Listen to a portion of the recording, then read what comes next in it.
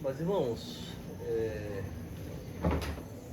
não temos uma conversa comprida, não temos uma pregação, é mais a exposição de uma carga e de um sentimento. Já me incomoda há muitos anos a sensação que estamos vivendo uma crise de varonilidade, que é manifesta de duas formas. A forma mais agressiva a Deus, essa febre de homossexualismo está por aí. A praga de homem fresco por aí. E muitas vezes são homens que foram criados em um ambiente sem uma referência masculina para imitar. E aprenderam comportamentos femininos. Não é que tenham nenhuma tendência homossexual não, mas têm comportamentos femininos porque cresceram vendo isso. Eu tenho dito para alguns que sim, meu irmão, eu sei que você é homem todo, não tem nada de gay aí. Mas é um padrão de Deus, é um comportamento que Deus espera de um homem. Faça o esforço. Botar uma cara de guerreiro de vez em quando.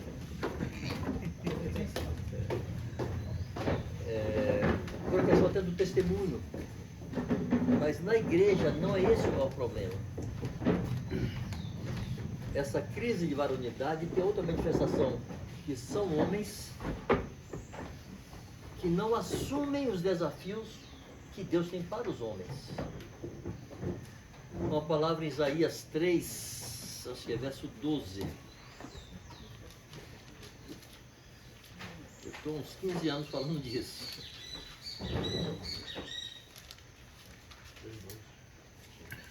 Diz assim, 3:12. 3:12. O contexto todo, o profeta está denunciando o estado caótico que Israel estava vivendo, o reino de Israel estava vivendo, o reino de Judá, na verdade. Né? Aí fala de sacerdotes, fala dos profetas e fala dos reis, dos príncipes. Diz assim, em algumas versões tem os príncipes do meu povo. Aqui está escrito, os opressores do meu povo são crianças. E mulheres estão à testa do seu governo. Não é que esses opressores ou esses príncipes fossem meninos na idade. Eram crianças no seu entendimento, na sua mentalidade. Paulo fala assim, na malícia sejamos como crianças, como meninos, mas no juízo como homens amadurecidos. Então o que é ser um homem amadurecido no juízo? O que é que Deus espera de um homem? Como aplicar isso no Evangelho, nos desafios do Reino de Deus, né? Nos desafios da igreja?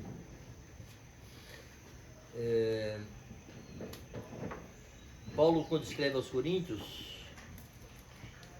na primeira carta, no capítulo 14, verso 13, ele diz assim, sede vigilantes, permanecei firmes na fé, portai-vos varonilmente, fortalecei-vos. Está escrevendo para a igreja, que tem homens, mulheres e tudo mais. Ele está falando da necessidade da igreja, diante dos enfrentamentos com o mundo, diante dos desvios que surgem no meio do povo de Deus, e em Corinto havia muitos desvios, para ter enfrentamento com esses desvios da verdade e com a invasão de heresias, o que fosse, de mundanismo, era necessário portar-se varonilmente. O que é isso? Se porte como que vai para uma guerra. Sede vigilantes, permanecer firmes na fé, portai-vos varonilmente, fortalecei-vos. Há um embate. E é preciso ter atitude de varão. Então, se portai-vos varonilmente, assim, se porte como um varão. Como é que um varão se porta? Deve se portar. Deve ter um ano mais ou menos, um ano e meio. Não me lembro quanto tempo. Acho que nem tem tanto tempo não. Eu compartilhava o Salvador sobre varonilidade. Mas o que é que Deus pensa de um homem? Quando Deus construiu Adão, o que estava na cabeça dele? Quando Deus disse para ele cultivar o jardim e guardar o jardim, não disse isso para Eva. Cultivar significa prover. Você vai cuidar do mantimento que essa terra vai dar. Não é uma exigência de Deus à mulher, é ao homem. Você vai prover. Guardar é do homem. O homem deve guardar a sua casa, guardar seu jardim, enfim. São marcas da criação. Deus implantou na alma masculina a inclinação a prover e proteger. Então, o homem que não tem isso dentro de si, algo precisa ser corrigido e consertado, porque o chip que Deus colocou lá em Adão aponta para isso: prover e proteger. Mas há uma desconstrução na sociedade atual a essa masculinidade. Então, está se tentando produzir homens que não reajam, homens que não tenham nenhuma expressão de valentia, homens que sejam omissos, não se deixem desafiar, enfim, que não se manifestem. Aí ocorre o que aconteceu lá em Israel, que Isaías denuncia. Porque os príncipes são crianças, são meninos ou são ameninados, são homens ameninados, as mulheres estão à testa do seu governo. As mulheres ocuparam esse espaço porque os homens negaram a sua vocação masculina e deixaram de aceitar os desafios que Deus tem para eles. E as mulheres ocupam. Aquela história de Débora, que os defensores das pastoras tanto evocam: mas Débora foi juíza. Sim, gente, foi uma. Porque o general deu mãe de calça frouxa. A Débora disse: Deus mandou assim, vai lá na guerra, que Deus vai ter assim, só vou se você for. Ah, é? Seu Zé, só vai comigo? Pois bem, os louros dessa vitória será dado a uma mulher e não a você. Isso é uma desonra enorme. O general transferiu para a mulher os louros de uma vitória, porque ele se recusou a ir sozinho. Se Deus não deixa vácuo não tem macho, ela usa fêmea. Ele usa fêmea. Não tem homem, usa mulher. Mas há uma vocação que é masculina e os homens têm se esquivado disso. Isso vale para fora, isso vale para os enfrentamentos no mundo, mas vale para a igreja. O que é competência masculina? A gente olha para a história bíblica, as mulheres tinham muitos serviços. Jesus acompanhado de muitas mulheres que o serviam. Paulo, Lídia era uma mulher piedosa e de posses, foi a primeira convertida lá em Filipos. Então sempre houve mulheres que serviram. Paulo, em suas cartas aos Romanos, aos Coríntios, ele fala de mulheres que a igreja se reunia na casa delas. É sempre a igreja. Então há espaço para o serviço feminino, mas há um zelo no ministério que é masculino, que são os homens que têm que se apresentar, se oferecer para fazer. E os homens têm se poupado. Assim, poupar a si mesmo não é uma marca masculina, natural. Não está no chip que Deus colocou lá em Adão, poupar-se e se economizar. Eu brinco e digo assim: olha, homem foi feito do chão. É pedaço de chão, é lasca de barro, foi feito para tomar sol e chuva, não chamar a mamãe, ficar quieto ali. Mulher foi feita da costela. As culturas que invertem isto pervertem a sociedade. A cultura muçulmana consegue fazer uma inversão assim, trágica. É muito comum você ver mulheres à frente carregando peso e os homens atrás de braços cruzados. É muito comum. Nós fomos visitar os pais de duas moças para quem estava tentando pregar o evangelho, fomos visitar os pais delas. No mundo muçulmano, as mulheres... Isso. Aí nós fomos visitar os pais delas, moravam na zona rural, o carro não ia até a porta, mas nós tínhamos levado material para fazer a comida lá.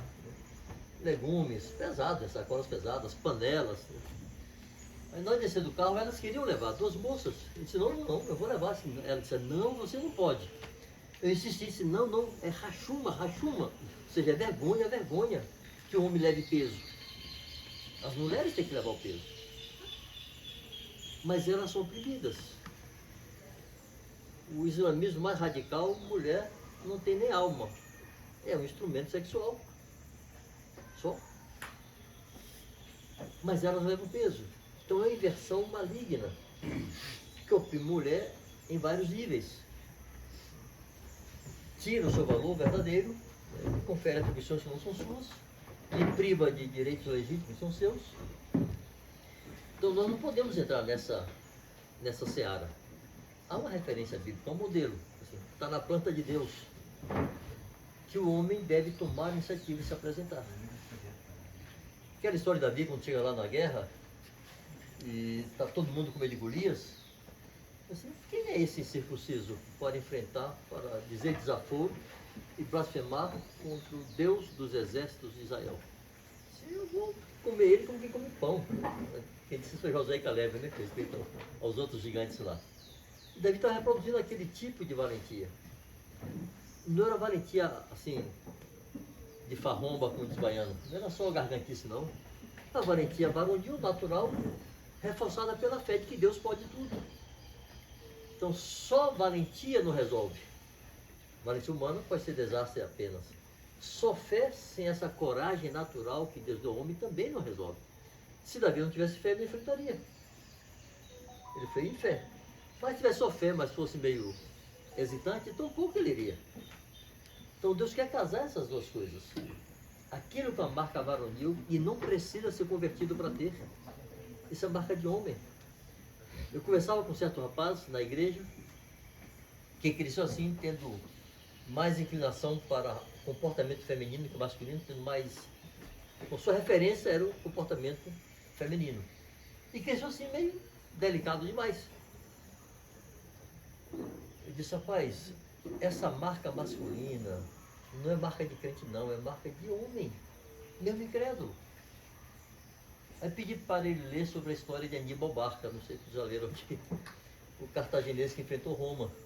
O cara sai da Tunísia, cruza o Mediterrâneo, faz a base da Espanha e cruza os Pirineus e os Alpes no inverno e invade a Itália. Com elefantes, assim, e derrotou Roma em todas as batalhas que teve em solo italiano, ele derrotou Roma. Diz, velho, esse cara era um idólatra, adorava deuses pagãos, mas era homem da cabeça aos pés, diz o outro. Isso é uma façanha de homem, não tem que ter fé para ser valente. É marca masculina, mas se está extraindo isso dos homens. Os homens estão sendo ensinados a serem tímidos, a ficar atrás das mulheres, a correr para trás da mamãe, a dar tremedeira quando está diante de um perigo. Eu digo para os rapazes assim, velho, se trema da cabeça aos pés, mas não corre não. Obrigado. Você pode tremer, mas não corre não. Ainda a historinha do... Meu pai foi delegado de polícia há muitos anos. Era tenente da polícia militar, era delegado de polícia lá no interior da Bahia. E era uma terra de jagunço, de banditismo. E ele botava a ordem no cacetete e na pistola, né? No fuzil. E foi jurado de morte muitas vezes. E uma vez contrataram um pistoleiro para matá-lo. O cara, houve um tempo que ser pistoleiro era uma profissão. O cara ganhava muito para matar outros. E quando o cara entrou na cidade, e era figura conhecida, o único soldado que tinha sumiu, desapareceu. E meu pai conseguiu dar um jeito lá, o cara estava em um bar jogando, ele entrou lá pelos fundos, surpreendeu o cara, prendeu, etc. Aí o soldado aparece. Ele disse, tenente, o senhor não tem medo não? Ele disse, eu tenho sim. E por que o senhor ficou? Por que o senhor ficou? Não se escondeu. Se eu tenho vergonha também. Eu sou a lei, vou fugir do bandido? Eu tenho medo, mas tenho vergonha. A vergonha me impede de fugir. Eu disse, gente, homem tem vergonha de correr. Morre ali sangrando, mas não foge não, não foge não. Isso é a marca masculina que está sendo tirada. E extrair isso do homem moderno está refletindo a igreja. Porque os homens que se convertem do mundo vêm com essa marca. Vêm com a ausência desse chip. E chegam na igreja e são homens acomodados. O pau está quebrando isso, não é comigo não, isso é com o pastor. Não é para mim não. E as mulheres se metem, tem mulheres mais corajosas que homens. Assim, não, irmãos, os desafios da igreja são para nós. O ministério na igreja é confiado aos homens. O presidir é para homens, o comandar é para homens. O ensinar é para os homens. Ensinar, digo, ensino público.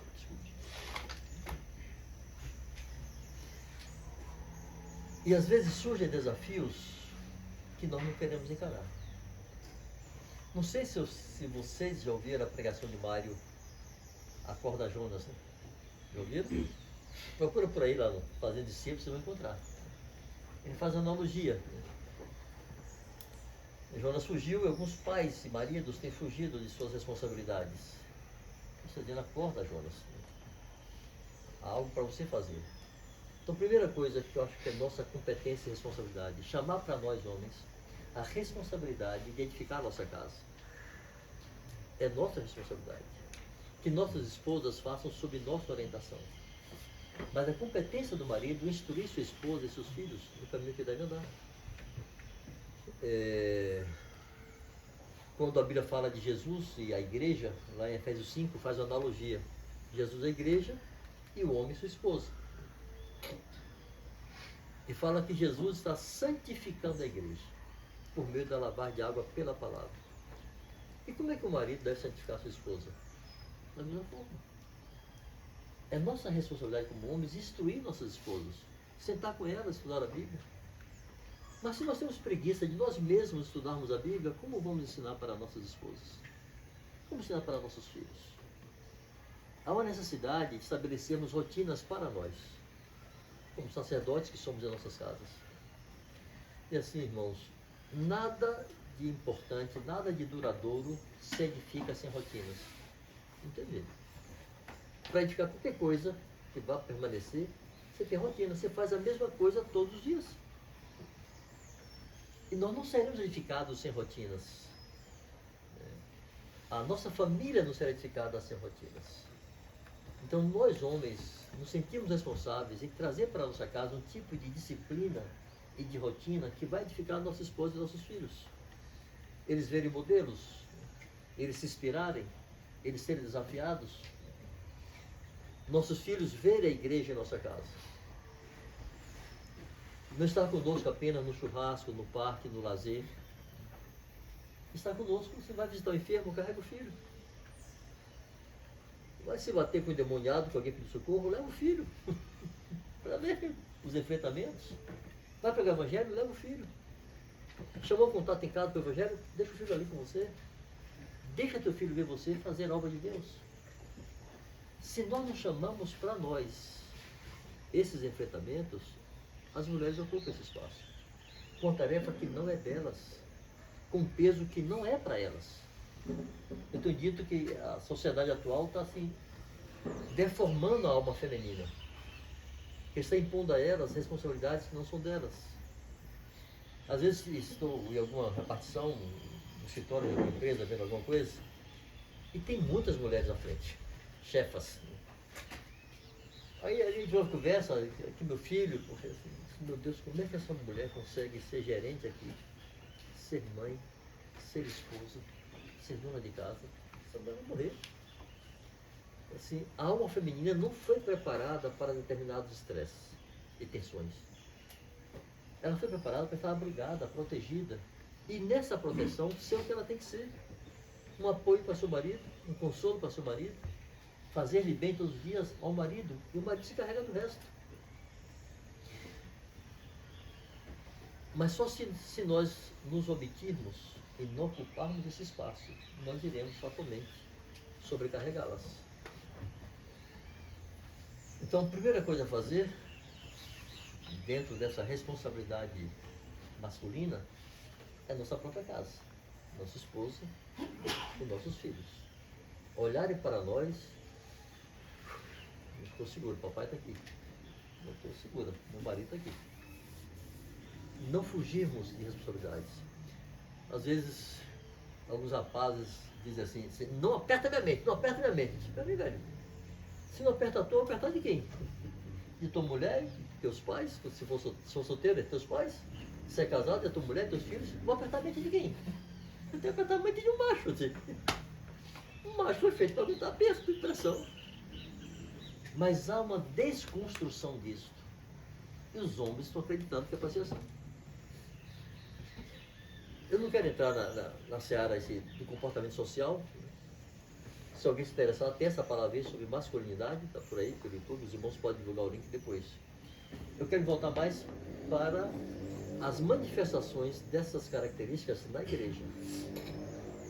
Vou começar com a nossa casa. Segundo, com respeito ao ministério. Estamos aqui falando hoje falamos sobre fazer discípulos. Se as esposas de vocês, as mães de vocês, as filhas de vocês, não virem vocês tomando a iniciativa nessa direção, olha, elas são capazes de fazer, de sair na frente. ou não fazerem nada. Porque estão à sombra de um homem que não se move. Mas se elas nos virem fazendo, nossas esposas, nossas filhas, nossas irmãs, nossas mães, tem muitos jovens aqui, nos virem assumindo essa responsabilidade masculina de orar, de pregar o evangelho, de conhecer a palavra, elas não só se sentirão protegidas, mas se sentirão desafiadas. Então, a primeira coisa é responder essa demanda, essa chamada, que é para todo mundo. Mas que os homens saiam à frente. O fazer discípulos não é só para homens, não. Mas inicialmente, quando Jesus deu essa, ele falou isso, quando ele disse isso, que serve para toda a igreja, ele estava ali com seus discípulos, seus 11 discípulos. Foram eles que ouviram isso. E eles saíram reproduzindo isso. Assim, a obra sempre começou com o homem. Noé. Deus não falou nada para a mulher de Noé. Nada. Falou para ele. Mas aquela mulher sabia que seu marido ouvia Deus. E ela se permitiu viver o ridículo de estar ao lado de um homem que resolveu construir um navio no meio do nada, a quilômetros da praia. Um navio enorme. Aquilo era loucura. Eu imagino a gozação, a zombaria que a família de Noé sofreu. A esposa e os filhos. A mulher do velho doido aí. Olha os filhos do maluco. Um bullying que não tinha mais fim. Mas aquela mulher e aqueles filhos sabiam que aquele homem conhecia Deus. E seguiram. Então nossas esposas e nossos filhos olham para nós como pessoas que ouvem a Deus.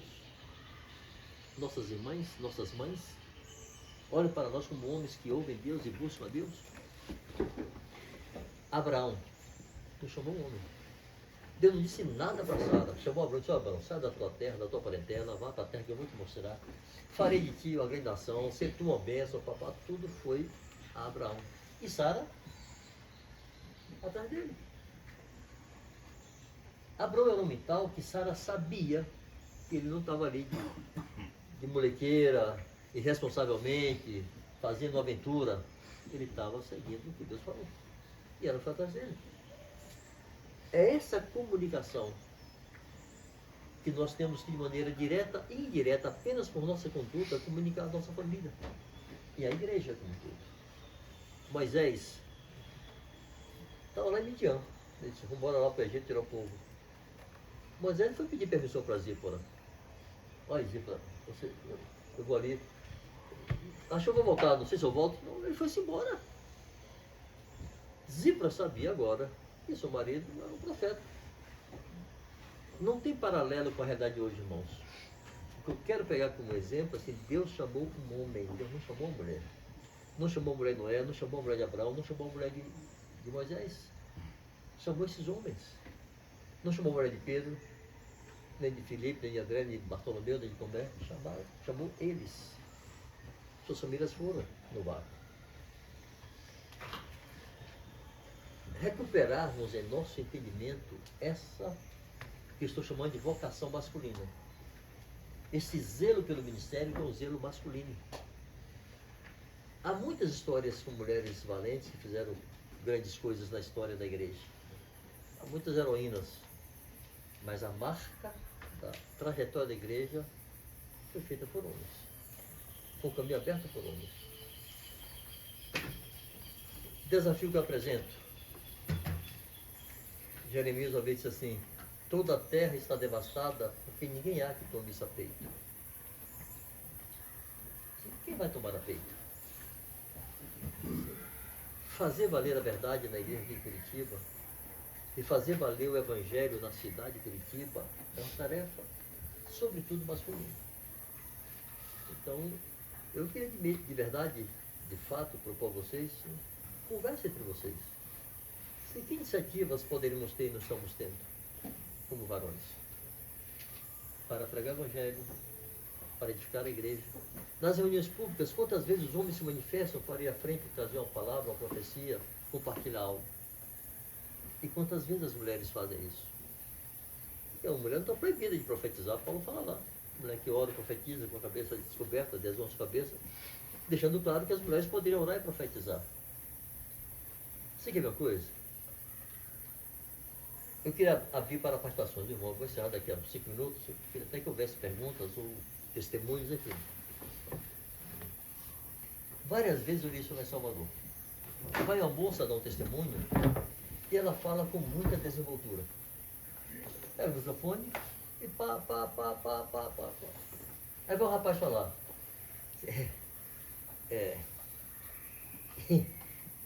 Ele não sabe de botar a mão, ele não sabe de botar a cabeça, ele não sabe como bota o peito, como bota o queixo. Ele não sabe como fala. Está perdido. Mas é um guerreiro. É um guerreiro. Davi devia ter uns 16 anos, talvez, no máximo, quando foi chamado para tocar a harpa lá, para Saul, que estava lá opresso por um demônio, e disseram sobre Saul, um rapaz de provavelmente 16 anos. Sobre Davi. Desculpe, sobre Davi, obrigado. Sobre Davi. Então assim, tem boa aparência, era bonitão. Aí os jovens todos querem ser bonitões, ok. Tem belos olhos, era um galã. Tange bem, é um artista. Mas é homem de guerra, sisudo de palavras, ou seja, não tem papo furado com Davi.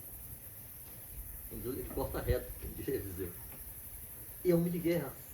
Se nossos rapazes podem ser chamados de homens de guerra com 16 anos, 17 anos, a expressão de Davi, a postura de Davi era de guerreiro. Assim, nós temos batalhas, enfrentamentos espirituais verdadeiros, ministeriais, desafios ministeriais. E Deus quer resgatar isso. Então, nós nos apresentarmos na igreja, na casa, é proibido que a mulher se manifeste, ore, testemunhe, profetize, mas que os homens tomem sobre esse cargo, que não se permitam passar uma semana sem ter meditado em algo, sem ter nada para compartilhar com a igreja. Não se permitam isso. Se detenham a semana, meditem a palavra, pregue o evangelho e tenham um testemunho na igreja, na casa, e que você pregue o evangelho. Leve o nome de contato para quem você está pregando o evangelho, ou de alguém que você quer alcançar, irmão. Se eu estou orando para a família assim, vamos orar por ela aqui, que eu quero ir lá pregar o evangelho, estou pedindo a Deus que nos dê oportunidade. Que sejam iniciativas masculinas, sobretudo, não exclusivas, mas principalmente masculinas. Isso cria um ambiente de segurança que as mulheres vão atrás, vão no vácuo.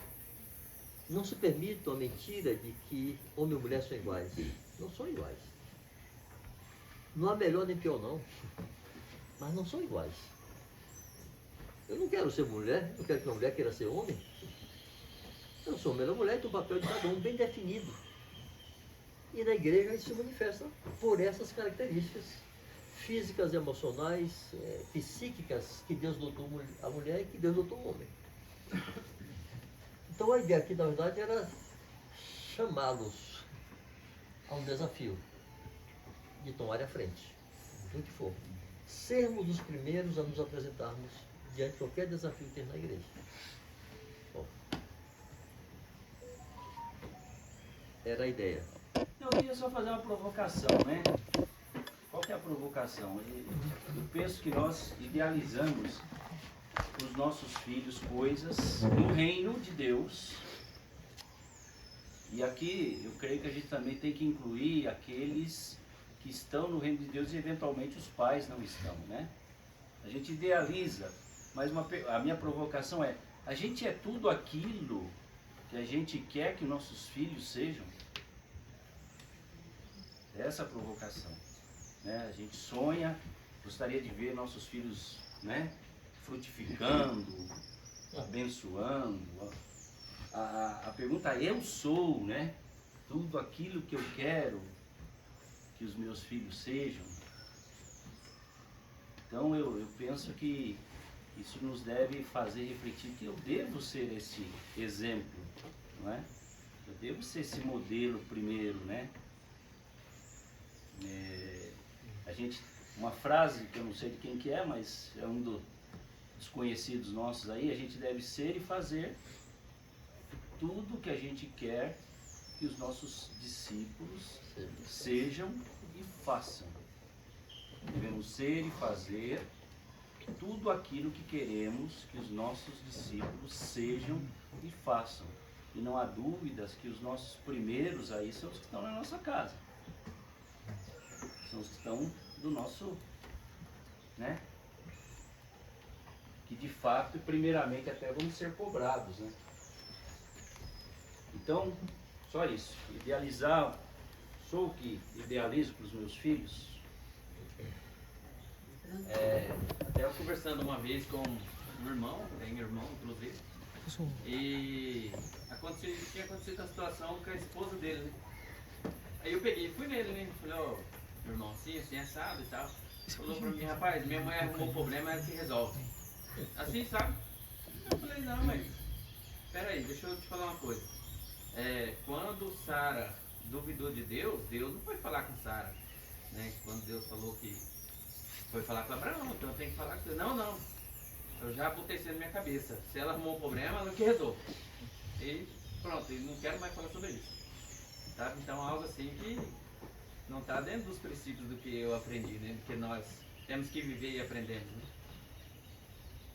É uma palavra, já te devolvo, só pegando a ponga aí, Romanos 3,4, que é usado com muita frequência. Paulo fala assim, seja Deus verdadeiro, todo homem mentiroso. Eu estou na igreja, me digo servo de Deus, discípulo de Jesus. E diga assim, já botei na minha cabeça, sim, baseado no que você botou na sua cabeça? Se Deus fala o contrário, pois tire da sua cabeça isso. Ou não se diga discípulo de Jesus. Eu não posso estar seguindo a Jesus e botando na minha cabeça o que eu acho. Existem achômetros na casa de Deus. Há uma doutrina clara e simples. Deus verdadeiro, todo homem mentiroso. Em qualquer área da vida, da ciência, do que for, se Deus já disse que é assim, e o homem disse que é assado, homem mentiroso, Deus verdadeiro. Seja o que for. Lá diz em Josué que o sol parou. Sei lá como Deus fez, mas o dia deixou de avançar. Congelou ali. O sol e a lua, como Deus fez? Não sei, mas ele fez. Isaías mandou o sol voltar, o sol voltou, 23 graus, não estou lembrado. Como Deus fez? Sei lá, ele construiu o sol, ele sabe fazer. Não tenho que explicar isso não. Ou seja, não ficarmos aí titubeando, não, fulano disse isso, uma pesquisa não sei de quê, assim, mas que diz a palavra de Deus? Que Jesus diz, a palavra que foi Jesus que disse, a palavra de Deus não pode falhar. Depois ele disse, passará o céu e a terra, mas as minhas palavras não passarão.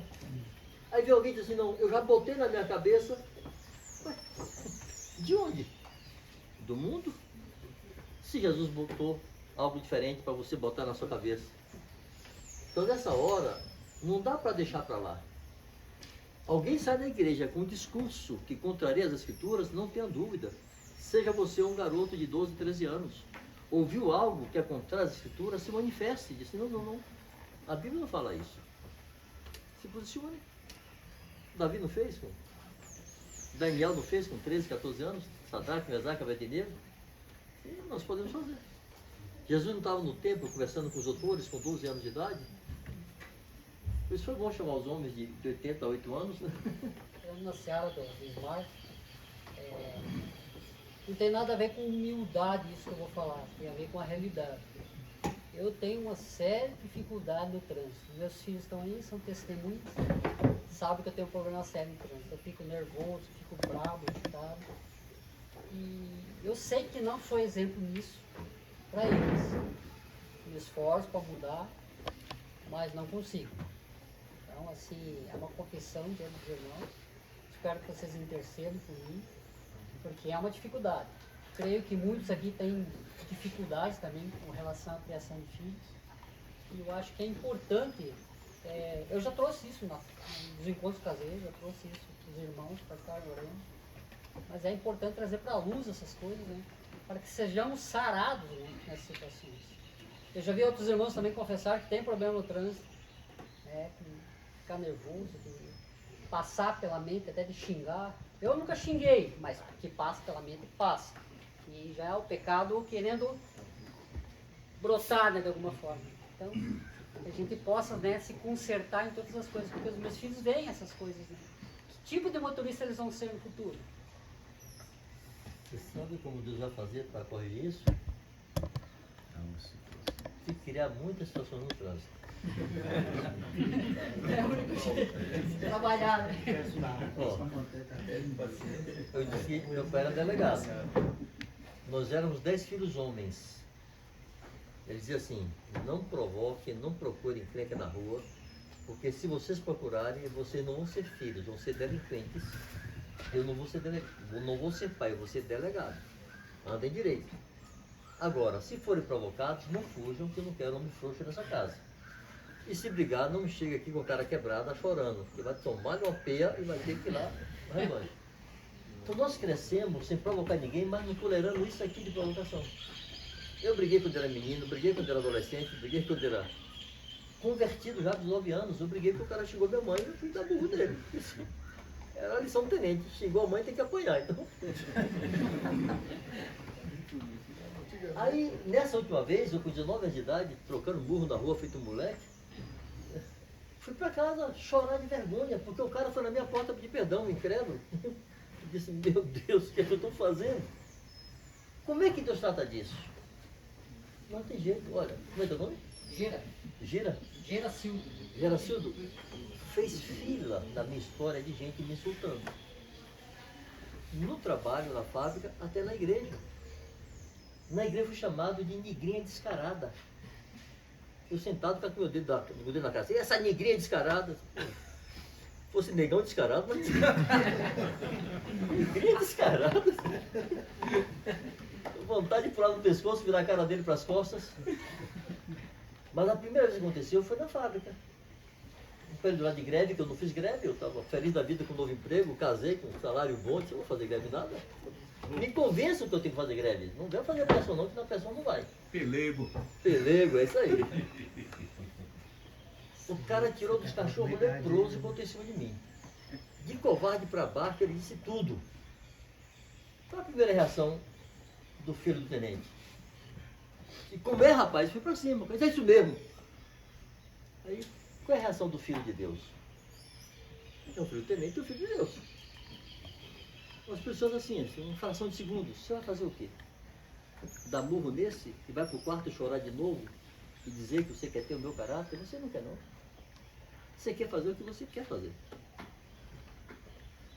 Se engole em seco, passa por covarde e por frouxo, diante de todo mundo assim nascendo. Você blefou, que esboçou a reação, o cara segurou, você recuta. Bom, faça o quê para ser igual a Jesus? Então, não se iluda. Quer vencer no trânsito? Saia com a predisposição. Eu vou abençoar qualquer um que me faça uma maldade no trânsito, faça uma barbeirada lá. Abençoar é uma decisão, não é um sentimento. É como ações de graça. A Bíblia não fala de sentimentos de graça, é ações de graça, é uma decisão. Você quer murmurar? Você dá graças. Jó queria praguejar, seus filhos morreram no mesmo dia. Toda a sua riqueza se perdeu num só dia. Ele decidiu se humilhar e adorar. É uma decisão. Desculpe, eu vou contar só uma história mais sobre isso. Um jovem assim meio temperamental, que não... o pastor chamou para conversar. Ele disse, não pastor, assim, eu sou igual ao meu pai. O senhor não quer saber? Meu pai é assim, meu pai é pavio curto, qualquer coisa ele estoura, assim, eu sou igualzinho a ele. Aí o pastor perguntou assim, quem é seu pai? Sim, pastor. Fulano de tal, o senhor conhece ele. Então, meu pai é assim, assim, assim, assim, e tal, então eu sou igual a ele, eu não consigo mudar. Aí o pastor disse, quem é seu pai? Ele foi se irritando, pastor. Peraí, pastor, tá tirando onda comigo, é? Meu pai é fulano de tal, assim, assim, assim, eu sou igual a ele.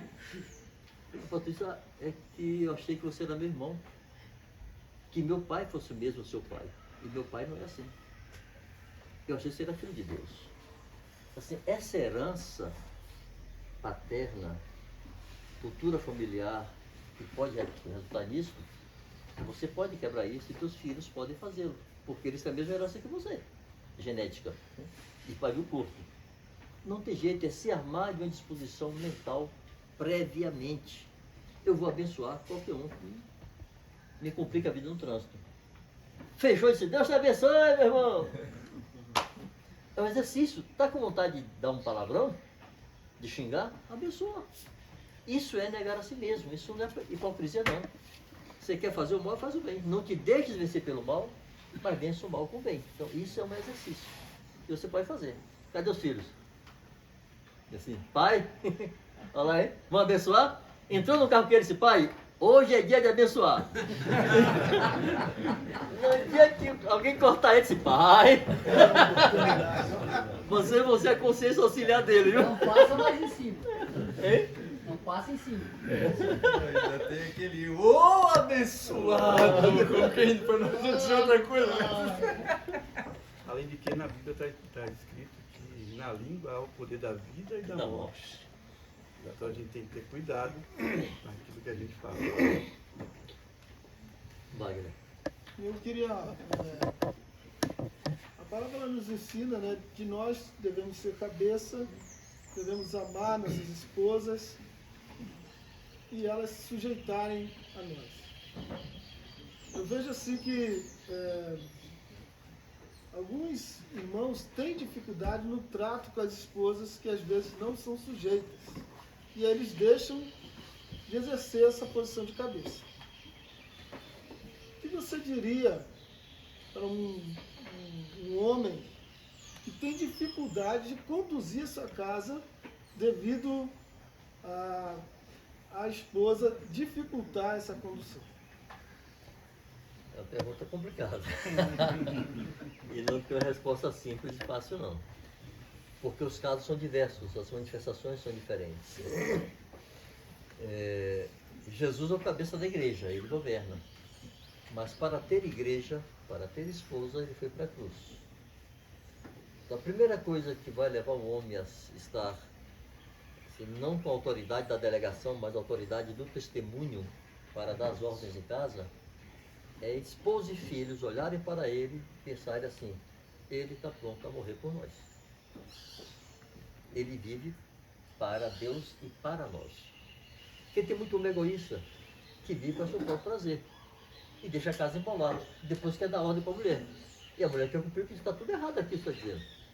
Então vai criando um conflito difícil de desembolar. Então a primeira coisa é a mulher saber assim: só tem uma cama, o marido dorme no chão. Tem uma laranja? Lá na Bahia chama de laranja de umbigo. Alguns chamam de laranja da Bahia. Vocês conhecem essa laranja?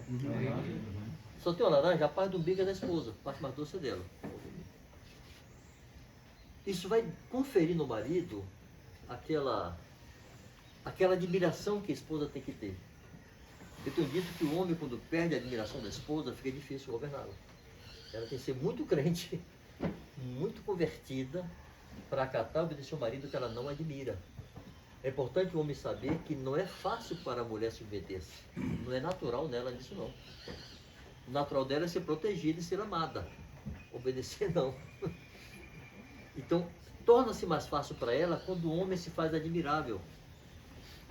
Então, eu estou há 44 anos casado. Eu não quero nunca que minha esposa perca o brilho dos olhos por minha vida. Eu quero sempre ser um exemplo desafiador, inspirador para ela, que ela me admire.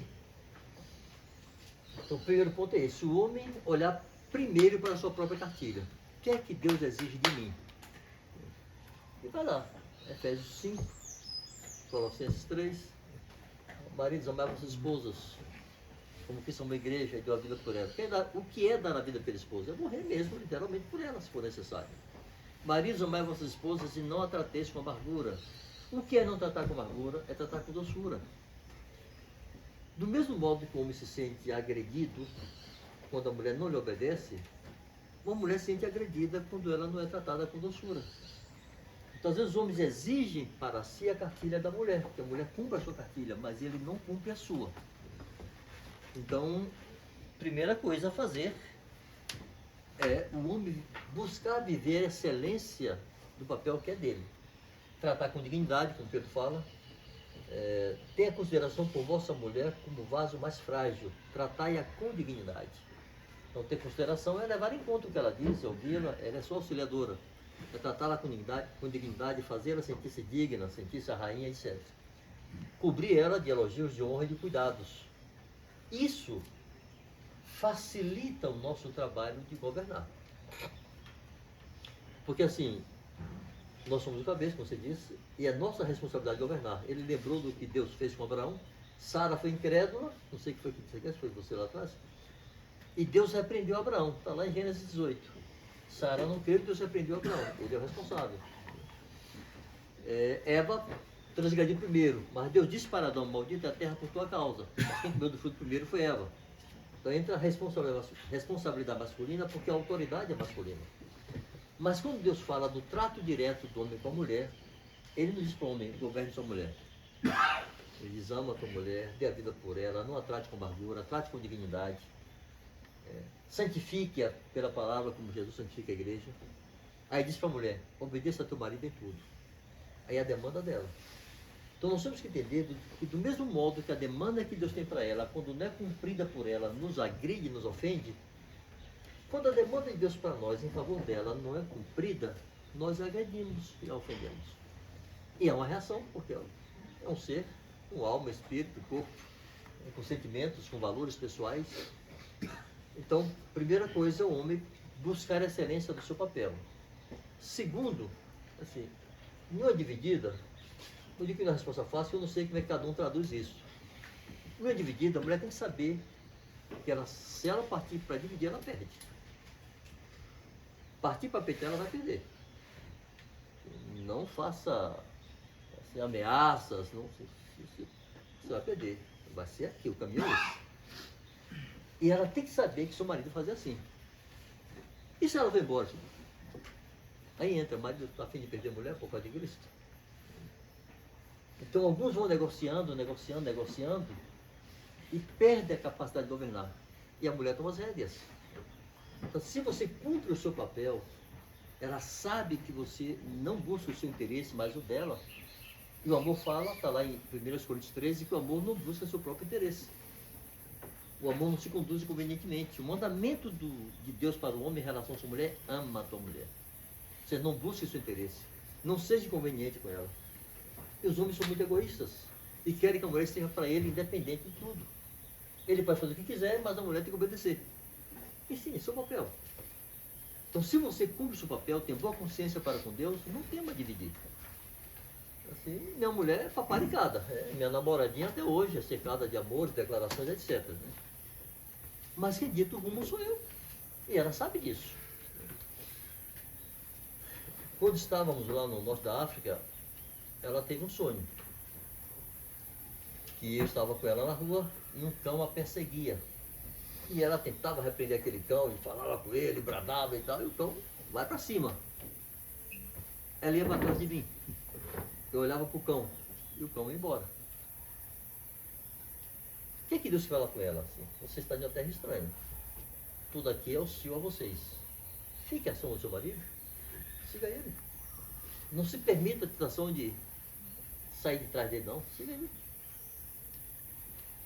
Mas ela podia olhar para trás, em toda a nossa história. Se tem uma coisa, irmãos, que eu tenho boa consciência, é que eu nunca não tenho lembrança de ter tomado a decisão financeira de uso do tempo a meu favor contra a minha esposa. Não tenho lembrança. O melhor é para ela sempre. O cara quer ir tomar e jogar bola, o cara quer ir para onde, quer ter tempo com seus amigos e tal, e sua esposa é relegada sempre a segundo plano. Mas ele aqui é prontinha para ele. Então, dificilmente minha mulher vai encontrar algum dia na nossa história de 46, 44 anos que eu tomei uma decisão financeira para me beneficiar. Ou que eu tomei uma decisão de uso do tempo para eu ficar de boa e ela ficar na pior. Ela vai dizer que muitas vezes eu sacrifiquei porque fui servir alguém, para atender a igreja, mas não a mim mesmo. Então isso vai conferindo ao homem a autoridade de dizer assim, não. Aqui eu pago o meu preço, sou eu que dá sangue, sou eu que estou pronto a morrer, mas sou eu que digo para ele que vai por aqui, e é por aqui que a gente vai. Se isso não é conquistado já no relacionamento de noivado, de compromisso, é difícil fazer no casado. Então às vezes o cara se apaixona, que é a bonequinha de louça, que é muito bonitona, e se esquece que essa mulher que ele vai governar é amor, mas é governo de fato. É governo de fato, mas é amor. Eu dizia para minhas filhas, quando estavam noivas, assim, filhas, vocês não estão elegendo apenas o bonitão com quem você vai dormir o resto da vida, não. Você está escolhendo o homem que vai governar a sua vida. São discípulos, será em amor, eu espero em Deus que seja amor, mas é governo de fato. Ele vai governar você. Então, é necessário resgatar a essência da igreja com toda a confissão, sem muitos dedos, com a clareza que a Bíblia oferece. Mas os homens serem chamados a amarem suas esposas, para conduzi-las em amor. Então, eu tento resumir assim, Wagner. Se um homem cumpre seu papel, isso está claro e patente para a esposa, para os filhos, para todo mundo, ele não hesite em se posicionar, senão é por aqui. Ah, não, mas é por aqui. Mas é por aqui. Imagine Abraão com Sara lá, diz, Abraão, peraí, não, você vai. Mas Abraão, você vai deixar tudo aqui, nossa vida está aqui, você já tem 70 anos, eu estou 60. A gente vai. A mulher Noé, você está maluco? Vai fazer a arca aqui? Vou. Pensa na nossa vizinhança, vou fazer a arca. E se você fizer o milagre, vá-se embora, eu vou fazer a arca. E não foi uma coisa de um mês, né? Não foi de vida, não, foram dezenas de anos, foram décadas. Um homem não pode aceitar a chantagem da sua esposa. Uma coisa é amá-la e dar a vida por ela. Outra coisa é negociar e ter chantagem. Não existe governo compartilhado. O governo é masculino. É de amor, é pronto a morrer, mas é masculino. Agora, o que não pode é alguém que passou a vida inteira fazendo brutalidade, dando canelada na mulher, da hora para outra pega as rédeas e agora é comigo. Peraí, velho. Cumpra seu papel. Viva. Jesus, antes de dizer assim, tome a sua cruz e siga-me, ele veio para tomar a cruz dele. Ele deixou a sua forma de Deus, a sua forma de homem. Ele negou a si mesmo, ele se esvaziou. Uma mulher tem que olhar para o homem e saber que ele está pronto a gastar-se por ela. Então, nessa condição, ele está. Não é que está autorizado, que mesmo o perverso está autorizado a governar a sua casa. Mas, pega aqui no linguajar brasileiro, ele vai ter moral. Vai ser, vamos por aqui. E ela aí. Porque ela o admira. Eu admiro por quê? Porque ele vive assim. Mas, eu diria, Wagner, que vai depender muito de cada caso. Porque às vezes os pontos que levam a esse conflito são diferentes. Às vezes tem a ver com finanças, tem a ver com permissividade com os filhos, tem a ver com normas da casa, com o uso do tempo, tem uma série de motivos. Então, há um princípio básico que é esse: o homem dá a vida, mas ele governa, mas ele dá a vida. E aí vem os casos específicos que precisarão ser pastoreados e aconselhados individualmente, de maneira geral. É o máximo que eu consigo costurar aqui e resumir. Só mudando um pouquinho agora. Por favor. Um tempo atrás eu estava meditando um pouco de volta ali nas cartas para Timóteo, né? E eu peguei também principalmente esses textos aqui do 1 Timóteo 4, 13 ao 16, que ele fala: persiste em ler, exortar, ensinar até que eu vá. Não desprezes o dom que há em ti, o qual te foi dado por profecia, com a imposição das mãos do presbitério. Medita essas coisas, ocupa-te nelas, para que o teu aproveitamento seja manifesto a todos. Tem cuidado de ti mesmo e da doutrina. Persevera nessas coisas, porque, fazendo isso, te salvará tanto a ti mesmo quanto aos que ouvem. Aí, na segunda carta, ele fala também, né? Foge das paixões da mocidade, né? E, assim, ultimamente eu tenho meditado bastante coisas nessa área, porque tenho tomado como um desafio para mim mesmo, porque quanto mais eu pego esses exemplos da Bíblia, por exemplo, Timóteo, se eu não me engano, ele tinha 16 anos quando ele começou o ministério. Davi também ali, 16 anos e tal. E eles não queriam saber, eles não estavam se importando com a idade deles, eles não se importavam com o tamanho do problema. Eles só confiavam em Deus, buscavam conselho, buscavam ali. E eles estavam prontos para receber a carga que fosse dado para eles, né? E quando eu tô lendo assim, eu tomo como um desafio para mim, porque eu me vejo muito ocioso. Né? Ansioso. Ocioso. Porque eu vejo assim, tantos casos em que coisas pequenas em que eu poderia melhorar, em que eu poderia, mas eu continuo patinando ali, em vez de realmente tomar uma posição e avançar ali. Porque, como eu disse, que eles não estavam preocupados com a idade deles ou com o tamanho do problema, né? E eu sei que eu não preciso esperar uma certa idade, eu não preciso esperar os 18, os 20, os 25 anos para atingir algum nível espiritual com Deus, para atingir algum nível ali. Basta eu buscar, né? É o tanto de que eu preciso buscar ao Senhor. E é isso que eu tenho tentado buscar agora, né? Porque eu tenho certeza de que viver o reino de Deus é a única coisa que eu posso fazer de bem nessa vida, é a única coisa. Mas eu tenho que fazer do jeito certo, né? Não posso fazer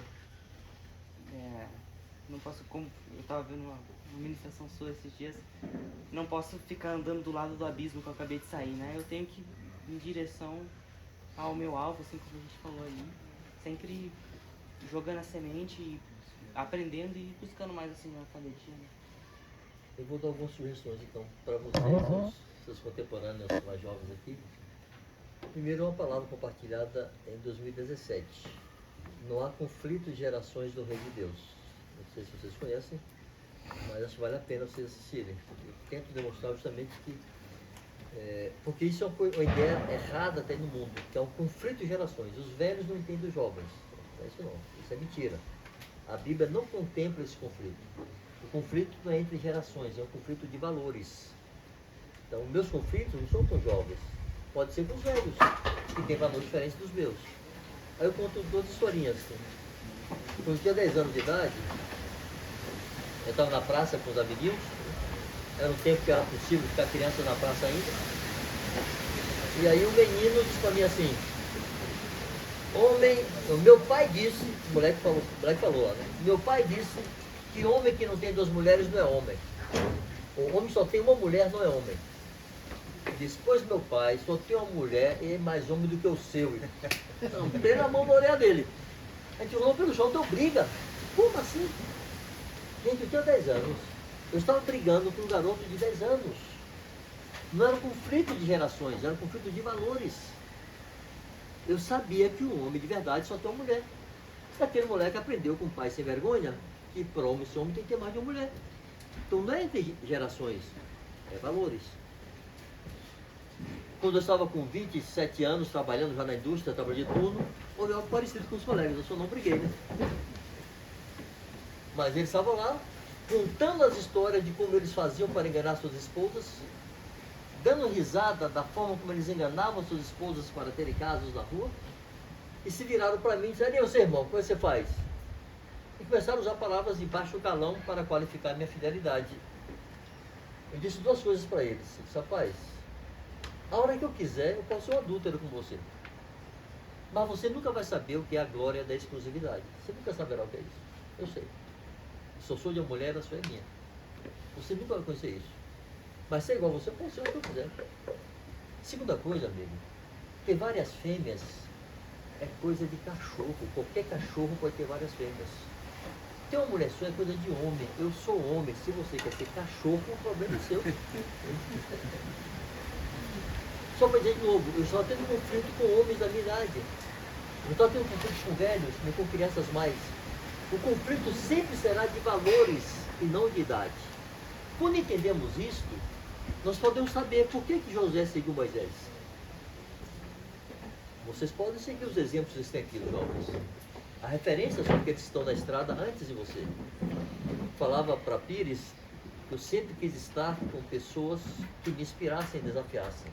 Eu sempre quis ler sobre pessoas que me inspirassem e desafiassem. Timóteo com Paulo. Paulo fala para Timóteo assim, em 2 Timóteo 3,10. Tu, porém, tens seguido de perto meu exemplo, fé, propósito, pureza, prosseguimento.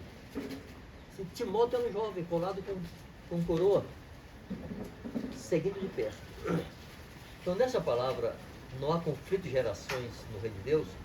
Eu tenho demonstrado que qualquer jovem pode ir na igreja ser uma referência e ser admirado e exercer uma função, inclusive, de autoridade na igreja, por que não? Mesmo sendo solteiro. Não há registro que Estevão fosse casado. Era um diácono. Timóteo era evangelista. Timóteo exerceu autoridade sobre presbíteros. Disciplinava presbíteros. Assalariava presbíteros. E reconhecia presbíteros. Mas era um jovem solteiro. Então, o problema é que qual é a referência do solteiro? A quem vocês querem imitar? Quem são seus modelos? E a Bíblia diz que nós devemos seguir nossos guias, obedecer nossos guias. Então vocês jovens elegerem seus modelos e os guias a quem vocês querem imitar. E se deixar conquistar por isso e avançar nessa direção. Porque senão cria um vácuo. Você fica naquela embreagem que nunca sai dali. Toma peito e vai fazer. Coisa simples. Por exemplo, para os jovens todos. As mães de vocês têm que perceber que vocês não são meninos mimados, estão esperando a mamãe levar a comidinha na mão e forrar a cama de vocês, por exemplo. Por que um garoto de 10 anos não pode forrar sua própria cama e dobrar seus lençóis? Por que a mamãe tem que fazer isso? Por que não pode lavar sua cueca? A mãe tem que lavar a cueca de um moleque de 12 anos. Lava sua cueca, velho. A mãe olhar para vocês assim, isso aqui tá um homenzinho. Se informem das questões da casa. Quando dizem lavar a cueca, é de propósito. Se a mãe diz assim, meu filho, não, minhas roupas limpas cuido eu. Ah, mas tem mais de lavar, filho, eu sei, mãe, mas minha cueca eu vou lavar.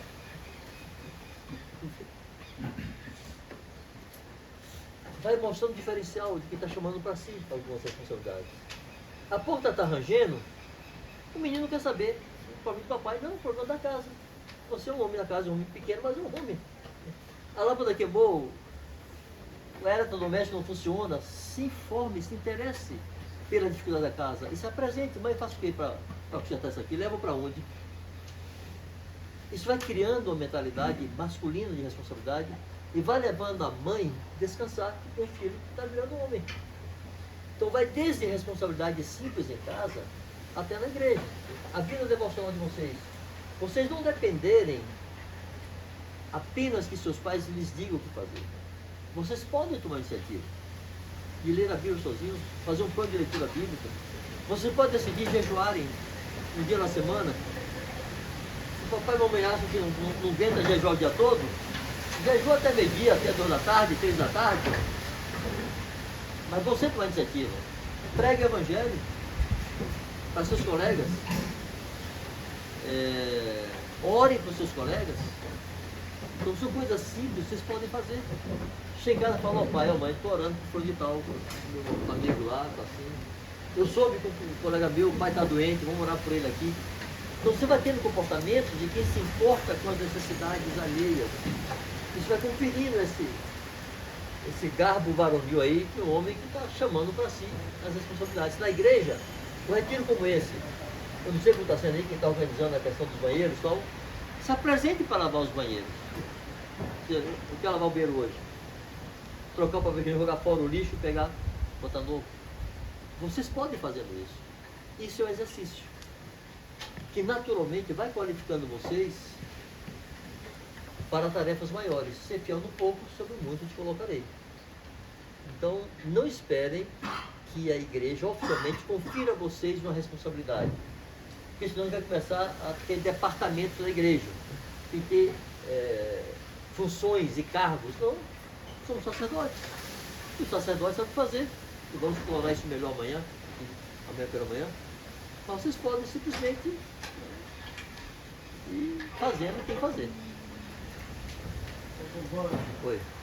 Aí eu creio um pouco daquilo que o Ismar falou sobre com relação ao exemplo, né? Com relação à referência, ao exemplo do que a gente como pai espera de nossos filhos. Porque às vezes há uma expectativa de uma grande mudança na vida dele, mas ele não tem as referências e não tem o exemplo muitas vezes. Né? Eu lembro do Rafa pequenininho, eu lembro uma vez que eu via ele muito mais próximo da mãe, né? Durante eu trabalhava em casa, e ele muito próximo da mãe. E isso o Senhor me despertou, porque havia uma dedicação a estar querendo dividir o tempo com a igreja, com os irmãos, e o Senhor disse o quanto isso tem sido para ele. Qual a referência que eu tenho sido para ele? Porque a expectativa é que ele venha crescer e diz, vamos mandando. Né? E qual o exemplo que ele tinha visto isso na minha vida? Né? Qual o exemplo da carga, qual o exemplo da disposição, qual o exemplo da prontidão, qual o exemplo que ele vai fazer ele caminhar comigo nisso daí. Então, é importante, né, a gente ser exemplo para dentro de nossa casa, para despertar isso neles. E levá-los a olhar a igreja, as referências que são assim. Hoje ele está com 18 anos. E a gente acompanha, mas eu procurei homens que são referências da igreja e disse, olha cara, tá aqui ó, Rafa, fulano, Rafa, encoste, cola, estamos juntos, e vocês andem com ele, para que essa carga também seja dos irmãos para cooperar conosco, né? E estar junto como referência, porque senão a gente corre o risco de delegar para um certa... terceirizar a questão. E isso eu acho hoje que é uma dificuldade que nós enfrentamos. Uma vez um pai chegou para mim e falou, meu, não marca mais nada, não fala mais nada, os jovens não falam. E eu disse para ele, e você abre a casa quando? Porque é realmente, irmão, há uma necessidade da nossa casa ser repleta desse movimento. Claro que tem alguns irmãos que têm uma graça mais fácil nisso, desse mover. Mas trazer isso para dentro de casa, naquilo que a gente consegue, no nosso limite, eu não consigo me envolver com todos. E tem alguém que tem uma graça melhor para fazer. Mas se eu fizer um pouco com aqueles que estão vindo no relacionamento, eu ir visitar, estar junto, levá-lo para estar junto, para andar com ele, isso faz uma diferença muito grande para essa nova etapa dessa economia. São vários homens dentro da igreja que vão ser os padrões onde eles vão estar observando. Né? Isso é importantíssimo. Para nós lá tem sido. Né? É muito importante ter esses homens à disposição. Às vezes, eu sei que tem o Alan, tem outro irmão que a gente vai juntar para fazer isso. Não sabemos como, mas vamos juntar essa turma. Mas normalmente quem faz é só o Smart. Nós vamos deixar o Smart para não. Vamos, Osmar, vou chamar 3, vou chamar 4. Lá a gente faz esse tipo de tentar movimentar isso daí para estar junto com eles. Né? E isso motiva essa juventude. Em Provérbios, gente, são 5h15, viu? Horário é 5 horas, eu dormi até meia-noite, mas...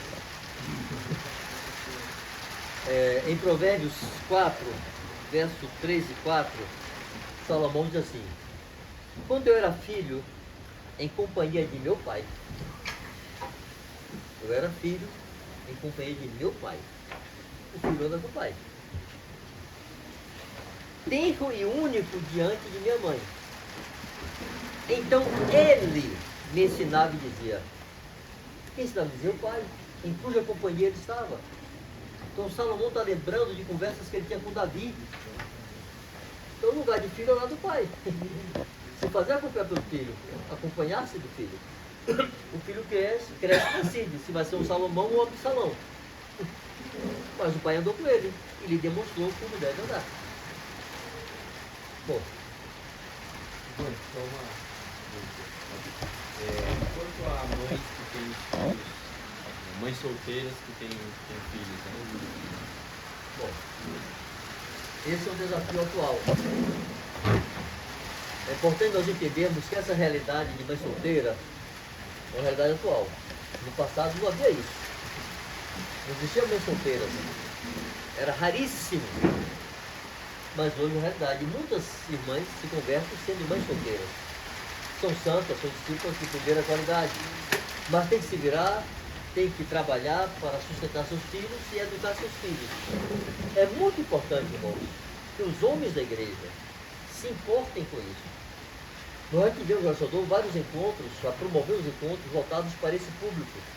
Mães solteiras, mulheres divorciadas, separadas do marido, que cuidam sozinhas dos seus filhos, viúvas, mulheres com maridos incrédulos, que são perversas, que não estão nem aí para os filhos, para instruir essas mulheres como tratarem com seus filhos. E principalmente encontrar entre os irmãos, homens, jovens, casados, solteiros, mas homens confiáveis, que saiba que é homem de verdade, no sentido de assumir a responsabilidade, não está ali olhando a banda passar. E esses homens se aproximarem desses meninos para serem para eles uma referência masculina. É sempre uma relação cuidadosa, porque essa mãe solteira é uma mulher que gostaria de ter do seu lado um homem. Então é uma relação que envolve risco, que deve ser supervisionada, acompanhada dos presbíteros, dos líderes, dos diáconos, do que quer que seja. Mas não deixar esses meninos simplesmente a mercê da mãe, ser filhos da igreja, a igreja chamar para si, acolher esses meninos, mas não ter que cuidar dessa proximidade com a mãe desses meninos. É como pai solteiro. É muito bom. Tá arrumado. Se quiser entrar, porque lá já não está escutando mais nada. Talvez ele também.